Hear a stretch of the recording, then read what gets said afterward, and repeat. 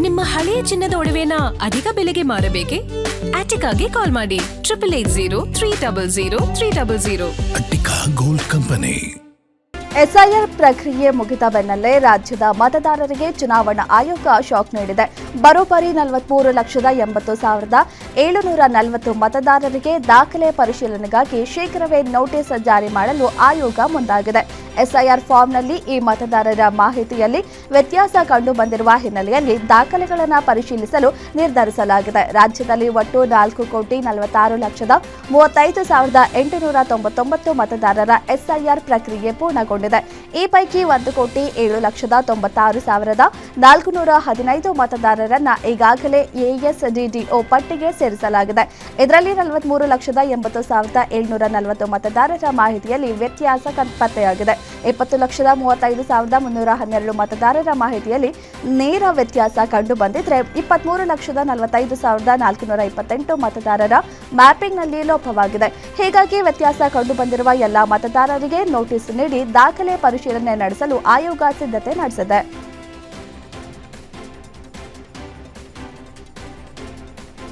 ಅತ್ಯಾಚಾರ ಪ್ರಕರಣದಲ್ಲಿ ಪ್ರಜ್ವಲ್ ರೇವಣ್ಣ ಅಪರಾಧಿ ಎಂದು ತೀರ್ಪು ಬಂದ ಬೆನ್ನಲ್ಲೇ ಮತ್ತೊಂದು ಆರೋಪ ಕೇಳಿಬಂದಿದೆ.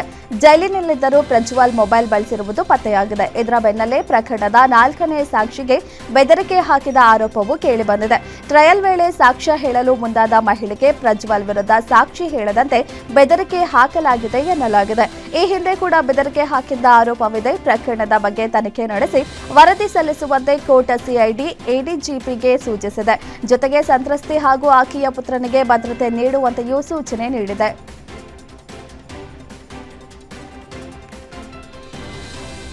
ಬೆಂಗಳೂರಿನ ಅಗ್ರಹಾರದ ರಸ್ತೆಯೊಂದರ ಪುಟ್ಟ ಕೋಣೆಯಲ್ಲಿ ಅಕ್ರಮವಾಗಿ ಅನ್ನಭಾಗ್ಯ ಅಕ್ಕಿ ಖರೀದಿ ಮಾಡಿ ಮಾರಾಟ ಮಾಡುತ್ತಿದ್ದ ಆರೋಪದ ಮೇಲೆ ಆಹಾರ ಇಲಾಖೆ ಅಧಿಕಾರಿಗಳು ದಾಳಿ ನಡೆಸಿದ್ದಾರೆ. ಸೆಲ್ವಂ ಎಂಬಾತ ಬಿಪಿಎಲ್ ಕಾರ್ಡ್ದಾರರಿಂದ ಅಕ್ಕಿ ಹಾಗೂ ರಾಗಿ ಖರೀದಿಸಿ ಬಳಿಕ ರೈಸ್ ಟ್ರೇಡರ್ಸ್ಗಳಿಗೆ ಮಾರಾಟ ಮಾಡುತ್ತಿದ್ದ ಎನ್ನಲಾಗಿದೆ. ಸುಮಾರು 12 ಕ್ವಿಂಟಲ್ ರಾಗಿಯನ್ನ ಮಾರಾಟ ಮಾಡಿರುವ ಮಾಹಿತಿ ಲಭ್ಯವಾಗಿದೆ. ದಾಳಿ ವೇಳೆ ತೂಕದ ಯಂತ್ರ, ಚೀಲ ಹಾಗೂ ಕವರ್ಗಳು ಪತ್ತೆಯಾಗಿವೆ. ಆಹಾರ ಇಲಾಖೆಯ ಬೆಂಗಳೂರು ನಗರ ಅಪರ ನಿರ್ದೇಶಕ ಪಾತರಾಜ್, ಪಶ್ಚಿಮ ವಲಯದ ಜಂಟಿ ನಿರ್ದೇಶಕಿ ಸವಿತಾ, ದಕ್ಷಿಣ ವಲಯದ ಉಪನಿರ್ದೇಶಕ ಕೃಷ್ಣ ಹಾಗೂ ಆಹಾರ ನಿರೀಕ್ಷಕರಾದ ನಾಗೇಂದ್ರ ಶ್ರೀಧರ್ ಮತ್ತು ರಾಜಯ್ಯ ನೇತೃತ್ವದ ತಂಡ ನಿನ್ನೆ ರಾತ್ರಿ ದಾಳಿ ನಡೆಸಿದೆ. ಸ್ಥಳಕ್ಕೆ ಕೆಪಿ ಅಗ್ರಹಾರ ಠಾಣೆ ಪೊಲೀಸರು ಭೇಟಿ ನೀಡಿ ಪರಿಶೀಲನೆ ನಡೆಸಿದ್ದು, ಆಹಾರ ಇಲಾಖೆ ಅಧಿಕಾರಿಗಳು ಪೊಲೀಸ್ ಠಾಣೆಯಲ್ಲಿ ದೂರು ದಾಖಲಿಸಿದ್ದಾರೆ.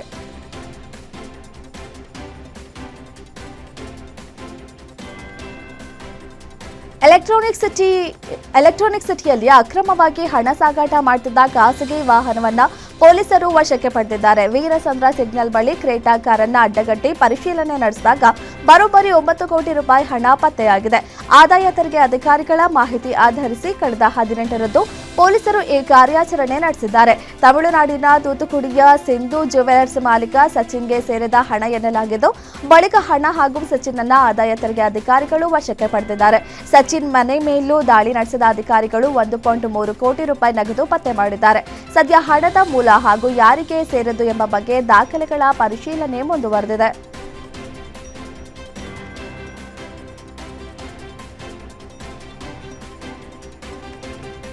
ಮದುವೆಯಾದ ಮಹಿಳೆಗೆ ಪಾಗಲ್ ಪ್ರೇಮಿಯೊಬ್ಬ ಕಿರುಕುಳ ನೀಡಿದ ಆರೋಪ ಕೇಳಿಬಂದಿದೆ. ಪ್ರೇಮಿಯ ಕಾಟಕ್ಕೆ ಬೇಸತ್ತು 21 ವರ್ಷದ ಕವಿತಾ ಆತ್ಮಹತ್ಯೆ ಮಾಡಿಕೊಂಡಿದ್ದಾರೆ. ಇಂದಿರಾನಗರದ ಲಕ್ಷ್ಮೀಪುರಂನಲ್ಲಿ ಘಟನೆ ನಡೆದಿದೆ. ಮೇ 24ರಂದು ಸಂಬಂಧಿಕ ರಾಜು ಜೊತೆ ಕವಿತಾ ಮದುವೆ ಆಗಿದ್ರು. ದಂಪತಿಗೆ 1.5 ವರ್ಷದ ಮಗು ಕೂಡ ಇದೆ. ಕಳೆದ 6ನೇ ತಾರೀಕು ಮನೆಯಲ್ಲಿ ಫ್ಯಾನ್ಗೆ ನೇಣು ಬಿಗಿದು ಕವಿತಾ ಆತ್ಮಹತ್ಯೆ ಮಾಡಿಕೊಂಡಿದ್ದಾರೆ. ಪ್ರಕರಣದ ತನಿಖೆ ನಡೆಸಿದ ಪೊಲೀಸರಿಗೆ ಪಾಗಲ್ ಪ್ರೇಮಿ ಕಿರಣ್ನ ಕಾಟದ ಮಾಹಿತಿ ಬೆಳಕಿಗೆ ಬಂದಿದೆ. ಆರೋಪಿಯನ್ನ ಬಂಧಿಸಿರುವ ಇಂದಿರಾನಗರ ಪೊಲೀಸರು ತನಿಖೆ ಮುಂದುವರೆಸಿದ್ದಾರೆ.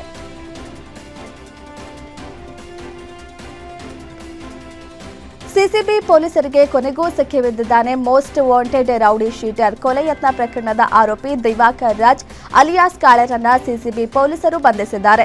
ನ್ಯಾಯಾಲಯಕ್ಕೆ ಹಾಜರಾಗದೆ ಬರೋಬ್ಬರಿ 6 ವರ್ಷಗಳಿಂದ ಪೊಲೀಸರಿಗೆ ಚಳ್ಳೆಹಣ್ಣು ತಿನ್ನಿಸಿ ತಲೆಮರೆಸಿಕೊಂಡಿದ್ದ ಆರೋಪಿ ಇದೀಗ ಖಚಿತ ಮಾಹಿತಿ ಆಧರಿಸಿ ಸಿಸಿಬಿ ಬಲೆಗೆ ಬಿದ್ದಿದ್ದಾನೆ.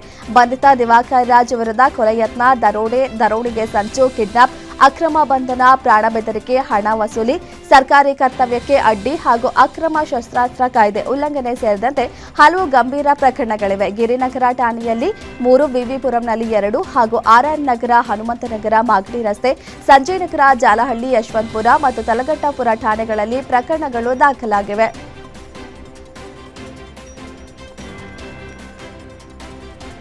ಚೀಟಿಂಗ್ ಕೇಸ್ ದಾಖಲಿಸಿದ್ದ ಸ್ಯಾಂಡಲ್ವುಡ್ ನಿರ್ಮಾಪಕನಿಗೆ ಗ್ಯಾಂಗ್ನಿಂದ ಬೆದರಿಕೆ ಆರೋಪ ಕೇಳಿಬಂದಿದೆ. ಅಭಿಸಾರೆ ಸಿನಿಮಾ ನಿರ್ಮಿಸಿದ್ದ ಪ್ರಶಾಂತ್ ಕೊಡಗೇದಾರ್ಗೆ ಬೆದರಿಕೆ ಬಂದಿದೆ. ಚಿನ್ನಾಭರಣ ಹಾಗೂ ಕಾರುಗಳ ಡೀಲಿಂಗ್ ಹೆಸರಿನಲ್ಲಿ ವಂಚನೆ ಮಾಡುತ್ತಿದ್ದ ಆರೋಪದಡಿ ಪೂಜಾ, ವಿನೋದ್ ಕುಮಾರ್, ವೀಣಾ ಶ್ಯಾಮ್ ಮತ್ತು ಸೆಲ್ವಕುಮಾರ್ ವಿರುದ್ಧ ಪ್ರಶಾಂತ್ ಫೆಬ್ರವರಿಯಲ್ಲಿ ದೂರು ನೀಡಿದರು. ಕೋಣನಕುಂಟೆ ಸೇರಿದಂತೆ ಹಲವು ಠಾಣೆಗಳಲ್ಲಿ ಈ ತಂಡದ ವಿರುದ್ಧ ಪ್ರಕರಣಗಳಿವೆ. ಇತ್ತೀಚೆಗೆ ಇದೇ ಗ್ಯಾಂಗ್ ಪ್ರಶಾಂತ್ ಅವರ ಪರಿಚಯಸ್ಥರಿಗೂ ವಂಚನೆ ಮಾಡಲು ಯತ್ನಿಸಿದೆ ಎನ್ನಲಾಗಿದೆ. ವಿಷಯ ತಿಳಿದು ಪರಿಚಯಸ್ಥರಿಗೆ ಎಚ್ಚರಿಕೆ ನೀಡಿದ್ದಕ್ಕೆ ಪ್ರಶಾಂತ್ಗೆ ಬೆದರಿಕೆ ಹಾಕಲಾಗಿದೆ ಎಂಬ ಆರೋಪವಿದೆ. ಜೊತೆಗೆ ಹೆಣ್ಣೂರು ಠಾಣೆಯಲ್ಲಿ ತಮ್ಮ ವಿರುದ್ಧ ಸುಳ್ಳು ಕೇಸ್ ದಾಖಲಿಸಿದ್ದಾರೆ ಎಂದು ಪ್ರಶಾಂತ್ ಆರೋಪಿಸಿದ್ದಾರೆ. ಈ ಹಿನ್ನೆಲೆಯಲ್ಲಿ ಗ್ಯಾಂಗ್ನಿಂದ ಬೆದರಿಕೆ ಹಾಗೂ ಸುಳ್ಳು ಪ್ರಕರಣದ ಕುರಿತು ನಗರ ಪೊಲೀಸ್ ಆಯುಕ್ತರಿಗೆ ನಿರ್ಮಾಪಕ ಪ್ರಶಾಂತ್ ದೂರು ನೀಡಿದ್ದಾರೆ.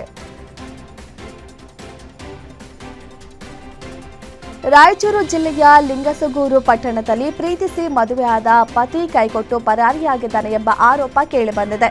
ಪತಿ ದರ್ಶನ್ ಮೆಹನಾನ್ಗಾಗಿ ಪತ್ನಿ ಅಮೃತ ಆತನ ಹಾರ್ಡ್ವೇರ್ ಅಂಗಡಿ ಮುಂದೆ ಪ್ರತಿಭಟನೆ ನಡೆಸುತ್ತಿದ್ದಾರೆ. 5 ವರ್ಷಗಳ ಹಿಂದೆ ಪ್ರೀತಿಸಿ ಅಮರೇಶ್ವರ ದೇವಸ್ಥಾನದಲ್ಲಿ ಮದುವೆಯಾಗಿದ್ದ ಜೋಡಿ 3 ವರ್ಷಗಳ ಕಾಲ ಒಟ್ಟಿಗೆ ಜೀವನ ನಡೆಸಿದ್ದು 2 ಮಕ್ಕಳು ಕೂಡ ಇದ್ದಾರೆ. ಇತ್ತೀಚೆಗೆ ಪತಿ ಅಮೃತಾಳನ್ನ ಬಿಟ್ಟು ಹೋಗಿದ್ದಾನೆ. ಅನ್ಯ ಜಾತಿ ಅನ್ನೋ ಕಾರಣಕ್ಕೆ ಮನೆಯವರು ತನ್ನನ್ನು ಒಪ್ಪಿಕೊಳ್ತಿಲ್ಲ ಎಂದು ಅಮೃತ ಆರೋಪಿಸಿದ್ದಾರೆ. 2 ದಿನಗಳಿಂದ ಅಂಗಡಿ ಮುಂದೆ ಕುಳಿತಿರುವ ಅಮೃತ ನನಗೆ ನನ್ನ ಗಂಡ ಬೇಕು, ನ್ಯಾಯ ಬೇಕು ಎಂದು ಪಟ್ಟು ಹಿಡಿದಿದ್ದಾರೆ. ಸ್ಥಳಕ್ಕೆ ಲಿಂಗಸಗೂರು ಪೊಲೀಸರು ಭೇಟಿ ನೀಡಿ ದೂರು ನೀಡುವಂತೆ ಮನವಿ ಮಾಡಿದ್ದಾರೆ.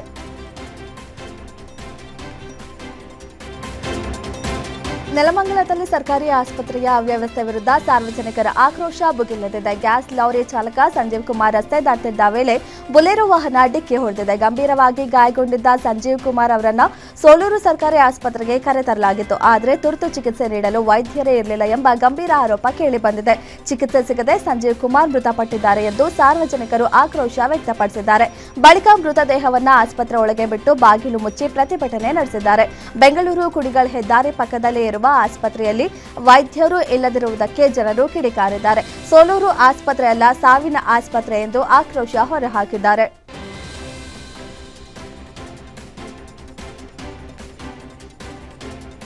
ಚಿಕ್ಕಬಳ್ಳಾಪುರದಲ್ಲಿ ಟಿಪ್ಪರ್ ಲಾರಿಗಳ ಅಟ್ಟಹಾಸಕ್ಕೆ ಮತ್ತೊಂದು ಜೀವ ಬಲಿಯಾಗಿದೆ. ಚಿಕ್ಕಬಳ್ಳಾಪುರ ತಾಲೂಕಿನ ಪೈಲಗುರ್ಕಿ ಬಳಿ ವೇಗವಾಗಿ ಬಂದ ಟಿಪ್ಪರ್ ಲಾರಿ ಆಟೋಗೆ ಡಿಕ್ಕಿ ಹೊಡೆದ ಪರಿಣಾಮ ವೆಂಕಟೇಶ್ ಸ್ಥಳದಲ್ಲೇ ಸಾವನ್ನಪ್ಪಿದ್ದಾರೆ. ಪೆರೆಸಂದ್ರದಿಂದ ಚಿಕ್ಕಬಳ್ಳಾಪುರಕ್ಕೆ ವರಮಹಾಲಕ್ಷ್ಮಿ ಹಬ್ಬಕ್ಕಾಗಿ ಹೂವು ತರಲು ಪತ್ನಿಯೊಂದಿಗೆ ತೆರಳುತ್ತಿದ್ದ ವೇಳೆ ದುರ್ಘಟನೆ ಸಂಭವಿಸಿದೆ. ಪತ್ನಿಯ ಕಣ್ಣೆದುರೇ ಆಕೆಯ ಮಡಿಲಲ್ಲೇ ವೆಂಕಟೇಶ್ ಕೊನೆಯುಸಿರು ಎಳೆದಿದ್ದು ಪತ್ನಿಯ ಆಕ್ರಂದನ ಮುಗಿಲು ಮುಟ್ಟಿದೆ. ಅಪಘಾತದ ಬಳಿಕ 1 ಗಂಟೆಯಾದರೂ ಆಂಬ್ಯುಲೆನ್ಸ್ ಬಾರದ ಹಿನ್ನೆಲೆ ಗಾಯಾಳು ನರಳಾಡಿದ್ದಾರೆ ಎಂಬ ಆರೋಪವು ಕೇಳಿಬಂದಿದೆ. ಟಿಪ್ಪರ್ ಚಾಲಕನ ಅತಿ ವೇಗ ಮತ್ತು ಅಜಾಗರೂಕತೆಯೇ ದುರಂತಕ್ಕೆ ಕಾರಣ ಎನ್ನಲಾಗಿದೆ. ಘಟನೆ ಚಿಕ್ಕಬಳ್ಳಾಪುರ ಗ್ರಾಮಾಂತರ ಪೊಲೀಸ್ ಠಾಣಾ ವ್ಯಾಪ್ತಿಯಲ್ಲಿ ನಡೆದಿದೆ. ಭದ್ರಾವತಿ ಗ್ರಾಮಾಂತರ ಠಾಣೆ ಪೊಲೀಸರು ಭರ್ಜರಿ ಕಾರ್ಯಾಚರಣೆ ನಡೆಸಿ ಮನೆಗಳ್ಳತನ ಪ್ರಕರಣವನ್ನು ಭೇದಿಸಿದ್ದಾರೆ. ಆಗಸ್ಟ್ 17ರಂದು ತಡಸ ಗ್ರಾಮದ ಬೀಗ ಹಾಕಿದ ಮನೆಯಲ್ಲಿ ಕಳ್ಳತನ ನಡೆದಿತ್ತು. ಪ್ರಕರಣದ ಬೆನ್ನು ಹತ್ತಿದ ವಿಶೇಷ ಪೊಲೀಸ್ ತಂಡ ಮನೆಗಳ್ಳತನದಲ್ಲಿ ಭಾಗಿಯಾಗಿದ್ದ 2 ಅಪ್ರಾಪ್ತರನ್ನ ವಶಕ್ಕೆ ಪಡೆದುಕೊಂಡಿದೆ. ಬಂಧಿತರಿಂದ ಸುಮಾರು 6,89,000 ರೂಪಾಯಿ ಮೌಲ್ಯದ ಚಿನ್ನ ಮತ್ತು ಬೆಳ್ಳಿ ಆಭರಣಗಳನ್ನು ಪೊಲೀಸರು ವಶಪಡಿಸಿಕೊಂಡಿದ್ದಾರೆ. ಇನ್ಸ್ಪೆಕ್ಟರ್ ಚಿದಾನಂದನ್ ನೇತೃತ್ವದ ತಂಡ ಯಶಸ್ವಿ ಕಾರ್ಯಾಚರಣೆಗೆ ಮೆಚ್ಚುಗೆ ವ್ಯಕ್ತವಾಗಿದೆ.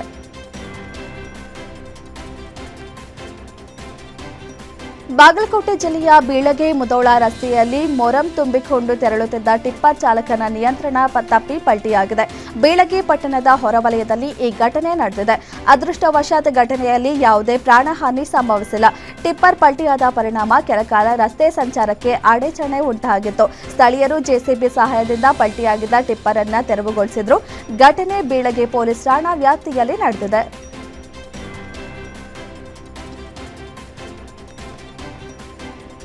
ಚಿತ್ರದುರ್ಗ ಜಿಲ್ಲೆ ಹಿರಿಯೂರು ತಾಲೂಕಿನ ಐಮಂಗಲ ಬಳಿ ಭೀಕರ ರಸ್ತೆ ಅಪಘಾತ ಸಂಭವಿಸಿದೆ. ಗೋವಾದಿಂದ ಬೆಂಗಳೂರಿಗೆ ತೆರಳುತ್ತಿದ್ದ ಖಾಸಗಿ ಬಸ್ ಚಾಲಕನ ನಿಯಂತ್ರಣ ತಪ್ಪಿ ರಾಷ್ಟ್ರೀಯ ಹೆದ್ದಾರಿ ಪಕ್ಕದ ಚರಂಡಿಗೆ ಉರುಳಿದೆ. ಪರಿಣಾಮ ಸ್ಥಳದಲ್ಲೇ 3 ಮೃತಪಟ್ಟಿದ್ದು 15ಕ್ಕೂ ಹೆಚ್ಚು ವಿದ್ಯಾರ್ಥಿಗಳು ಗಾಯಗೊಂಡಿದ್ದಾರೆ. ಮೃತಪಟ್ಟವರು ಬೆಂಗಳೂರು ಮೂಲದ ನರ್ಸಿಂಗ್ ಕಾಲೇಜು ವಿದ್ಯಾರ್ಥಿಗಳಾಗಿದ್ದು, ಅರಕೆರೆಯ ಯೂನಿವರ್ಸಿಟಿ ಟಿ ನರ್ಸಿಂಗ್ ಕಾಲೇಜಿನ ವಿದ್ಯಾರ್ಥಿಗಳು ಆಗಸ್ಟ್ 16ರಂದು ಗೋವಾ ಪ್ರವಾಸಕ್ಕೆ ತೆರಳಿದ್ರು. ವಾಪಸ್ ಬರ್ತಿದ್ದ ವೇಳೆ ಈ ದುರಂತ ಸಂಭವಿಸಿದೆ. ಗಾಯಾಳುಗಳನ್ನು ಚಿತ್ರದುರ್ಗ ಜಿಲ್ಲಾಸ್ಪತ್ರೆಗೆ ದಾಖಲಿಸಲಾಗಿದೆ. ಘಟನೆಗೆ ಚಾಲಕನ ನಿದ್ರೆಯ ಮಂಪರವೇ ಕಾರಣ ಎನ್ನಲಾಗಿದೆ. ಸ್ಥಳಕ್ಕೆ ಎಸ್ಪಿ ರಂಜಿತ್ ಕುಮಾರ್ ಬಂಡಾರು ಭೇಟಿ ನೀಡಿ ಪರಿಶೀಲನೆ ನಡೆಸಿದ್ದಾರೆ. ಐಮಂಗಲ ಪೊಲೀಸ್ ಠಾಣೆಯಲ್ಲಿ ಪ್ರಕರಣ ದಾಖಲಾಗಿದೆ. ಮಂಡ್ಯ ಜಿಲ್ಲೆ ಮದ್ದೂರು ತಾಲೂಕಿನ ಬೆಸಗರಹಳ್ಳಿ ಬಳಿ 2 ಬೈಕ್ಗಳು ಮುಖಾಮುಖಿ ಡಿಕ್ಕಿಯಾಗಿ ಭೀಕರ ಅಪಘಾತ ಸಂಭವಿಸಿದೆ.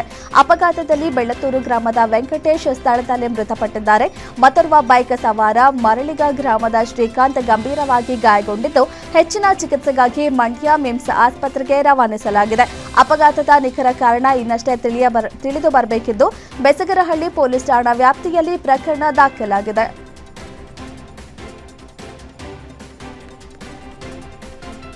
ಶಿವಮೊಗ್ಗ ಜಿಲ್ಲೆಯ ಕೂಡ್ಲಿಗೆರೆ ಸಮೀಪ ಭೀಕರ ರಸ್ತೆ ಅಪಘಾತ ಸಂಭವಿಸಿದೆ.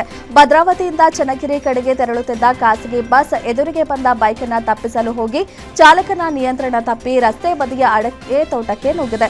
ಅಪಘಾತದಲ್ಲಿ ಅರಬಿಳಿಚಿ ಗ್ರಾಮದ ರಾಜಪ್ಪ ಸ್ಥಳದಲ್ಲೇ ಮೃತಪಟ್ಟಿದ್ದಾರೆ. 15ಕ್ಕೂ ಹೆಚ್ಚು ಪ್ರಯಾಣಿಕರು ಗಂಭೀರವಾಗಿ ಗಾಯಗೊಂಡಿದ್ದು, ಭದ್ರಾವತಿ ಹಾಗೂ ಶಿವಮೊಗ್ಗ ಮೆಗ್ಗಾನ್ ಆಸ್ಪತ್ರೆಗೆ ದಾಖಲಿಸಲಾಗಿದೆ. ಅಪಘಾತದ ಭೀಕರ ದೃಶ್ಯ ಸಿಸಿಟಿವಿ ಕ್ಯಾಮೆರಾದಲ್ಲಿ ಸೆರೆಯಾಗಿದೆ. ಸ್ಥಳೀಯರು ಗಾಯಾಳುಗಳ ರಕ್ಷಣೆಗೆ ಧಾವಿಸಿದ್ದು, ಭದ್ರಾವತಿ ಗ್ರಾಮಾಂತರ ಪೊಲೀಸ್ ಠಾಣೆಯಲ್ಲಿ ಪ್ರಕರಣ ದಾಖಲಾಗಿದೆ.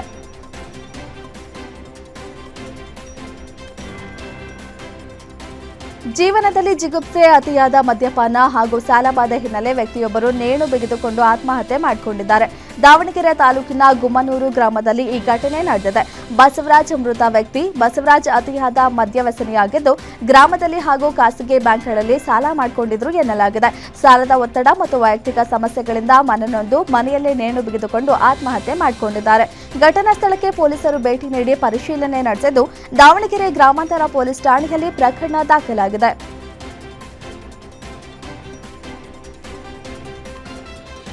ಶಿವಮೊಗ್ಗ ಜಿಲ್ಲೆಯ ಸೊರಬದಲ್ಲಿ ಶಾಲಾ ಕಾಲೇಜು ವಿದ್ಯಾರ್ಥಿಗಳು ಸೇರಿದಂತೆ ಸಾರ್ವಜನಿಕರು ಪ್ರತಿನಿತ್ಯ ಜೀವ ಕೈಯಲ್ಲಿ ಹಿಡಿದು ಪ್ರಯಾಣ ಮಾಡುವ ಸ್ಥಿತಿ ನಿರ್ಮಾಣವಾಗಿದೆ. ಶಿಕ್ಷಣ ಸಚಿವ ಮಧು ಬಂಗಾರಪ್ಪ ಅವರ ಸ್ವಕ್ಷೇತ್ರದಲ್ಲೇ ಹೆಚ್ಚುವರಿ ಬಸ್ಗಳ ಕೊರತೆ ತೀವ್ರವಾಗಿದ್ದು, ಸೊರಬ ಸಾಗರ ಮಾರ್ಗದ ಬಸ್ಗಳಲ್ಲಿ 100ಕ್ಕೂ ಹೆಚ್ಚು ಪ್ರಯಾಣಿಕರು ಕಿಕ್ಕಿರಿದು ಸಂಚರಿಸುತ್ತಿದ್ದಾರೆ. ವಿದ್ಯಾರ್ಥಿಗಳು ಬಸ್ ಬಾಗಿಲಲ್ಲಿ ನೇತಾಡುತ್ತಲೇ ಶಾಲಾ ಕಾಲೇಜಿಗೆ ತೆರಳುವ ಅಪಾಯಕಾರಿ ದೃಶ್ಯ ಸಾಮಾನ್ಯವಾಗಿದೆ.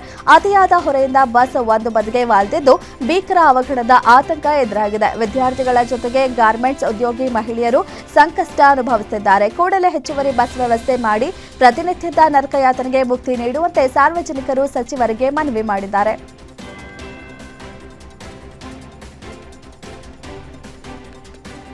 ಶಿವಮೊಗ್ಗ ಜಿಲ್ಲೆಯ ಹೊಸನಗರ ತಾಲೂಕಿನ ಹುಂಚ ಗ್ರಾಮದಲ್ಲಿ ಸಾರ್ವಜನಿಕರ ಉಪಯೋಗಕ್ಕಾಗಿ ನಿರ್ಮಿಸಿದ್ದ ಶವಗಾರ ಕಳೆದ 6 ವರ್ಷಗಳಿಂದ ಬೀಗ ಹಾಕಿದ ಸ್ಥಿತಿಯಲ್ಲೇ ಇದೆ. 7,80,000 ರೂಪಾಯಿ ವೆಚ್ಚದಲ್ಲಿ ನಿರ್ಮಾಣವಾದ ಕಟ್ಟಡಕ್ಕೆ ಇದೀಗ ತುಕ್ಕು ಹಿಡಿದ ಬೀಗವೇ ಸಾಕ್ಷಿಯಾಗಿದೆ. 2018ರಲ್ಲೇ ಕಾಮಗಾರಿ ಪೂರ್ಣಗೊಂಡಿದ್ರೂ ಇದುವರೆಗೂ ಕಟ್ಟಡ ಹಸ್ತಾಂತರವಾಗಿಲ್ಲ. ಪರಿಣಾಮ ಶವ ಪರೀಕ್ಷೆಗಾಗಿ ಜನರು ರಿಪ್ಪನ್ಪೇಟೆ ಹಾಗೂ ಹೊಸನಗರಕ್ಕೆ ಅಲೆಯಬೇಕಾದ ಸ್ಥಿತಿ ನಿರ್ಮಾಣವಾಗಿದೆ. ನೀರಿನ ಸಮಸ್ಯೆ ನೆಪ ಹೇಳಲಾಗ್ತಿದ್ರು, ಇದೀಗ ಪೈಪ್ಲೈನ್ ಬಿಲ್ ಮಂಜೂರಾಗಿದ್ರೂ ಬೀಗ ಮಾತ್ರ ತೆರೆದಿಲ್ಲ. ತಕ್ಷಣವೇ ಶವಗಾರವನ್ನ ಸಾರ್ವಜನಿಕರ ಬಳಕೆಗೆ ಮುಕ್ತಗೊಳಿಸಬೇಕು ಎಂದು ಸ್ಥಳೀಯರು ಆಗ್ರಹಿಸಿದ್ದು, ಇಲ್ಲವಾದರೆ ಪ್ರತಿಭಟನೆ ನಡೆಸುವ ಎಚ್ಚರಿಕೆ ನೀಡಿದ್ದಾರೆ.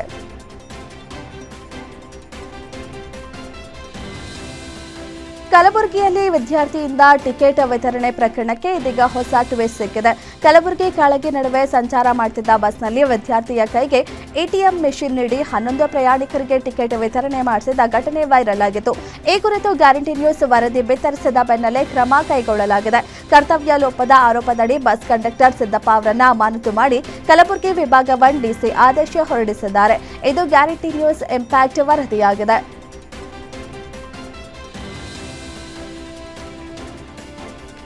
ಶಿವಮೊಗ್ಗದಲ್ಲಿ ಕರ್ತವ್ಯ ನಿರತ ಅರಣ್ಯ ಸಿಬ್ಬಂದಿಯ ಮೇಲೆ ಕರಡಿ ದಾಳಿ ನಡೆಸಿದೆ. ಶಿಕಾರಿಪುರ ತಾಲೂಕಿನ ಶಿಡಿಗಿನಾಳು ಗ್ರಾಮದಲ್ಲಿ ಪ್ಲಾಂಟೇಶನ್ ವಾಚರ್ ಕೆಎನ್ ರಾಮು ಕರ್ತವ್ಯದಲ್ಲಿದ್ದ ವೇಳೆ ಕರಡಿ ದಾಳಿ ನಡೆಸಿದ್ದು, ರಾಮು ತೀವ್ರವಾಗಿ ಗಾಯಗೊಂಡಿದ್ದಾರೆ. ಅವರನ್ನು ತಕ್ಷಣ ಸ್ಥಳೀಯ ಆಸ್ಪತ್ರೆಗೆ ದಾಖಲಿಸಲಾಗಿದೆ. ಉಪ ಅರಣ್ಯ ಸಂರಕ್ಷಣಾಧಿಕಾರಿ ಮೊಹಮ್ಮದ್ ಫಯಾಜುದ್ದೀನ್ ಆಸ್ಪತ್ರೆಗೆ ಭೇಟಿ ನೀಡಿ ಗಾಯಾಳುವಿನ ಆರೋಗ್ಯ ವಿಚಾರಣೆ ಮಾಡಿದರು. ವೈದ್ಯರೊಂದಿಗೆ ಚರ್ಚಿಸಿ ಅತ್ಯುತ್ತಮ ಚಿಕಿತ್ಸೆ ನೀಡುವಂತೆ ಸೂಚಿಸಿದ ಅಧಿಕಾರಿಗಳು ಆರ್ಥಿಕ ನೆರವು ನೀಡಿದ್ದಾರೆ. ಅಧಿಕಾರಿಗಳ ತಕ್ಷಣದ ಸ್ಪಂದನೆಗೆ ಕುಟುಂಬಸ್ಥರು ಕೃತಜ್ಞತೆ ಸಲ್ಲಿಸಿದ್ದಾರೆ.